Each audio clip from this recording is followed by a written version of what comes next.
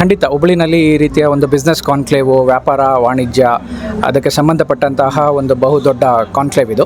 ಇದೇ ರೀತಿ ಹುಬ್ಬಳ್ಳಿ ಅಲ್ಲದೇನೆ ನಮ್ಮ ಸಮಾಜದವರು ಇನ್ನೂ ಎಲ್ಲ ಹೆಚ್ಚಿನ ಸಂಖ್ಯೆಯಲ್ಲಿದ್ದಾರೆ.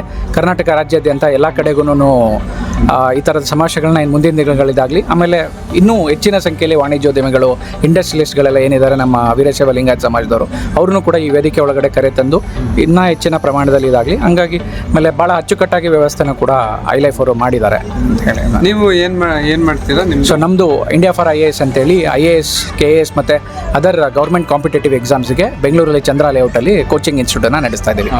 ಇದು 4ನೇ ವರ್ಷ. ಲಾಸ್ಟ್ ಒಂದು 2-3 ವರ್ಷದಲ್ಲಿ ನಮ್ಮಲ್ಲಿ ಒಂದು ಸುಮಾರು 100ಕ್ಕೂ ಹೆಚ್ಚು ಜನ ಅಧಿಕಾರಿಗಳು ಸೆಲೆಕ್ಟ್ ಆಗಿ IAS, KAS ಮತ್ತು ಬೇರೆ ಬೇರೆ ಇದರಲ್ಲಿ ಕರ್ತವ್ಯವನ್ನು ನಿರ್ವಹಿಸಿ ಸೇವೆ ಸಲ್ಲಿಸ್ತಾ ಇದ್ದಾರೆ. ಈಗ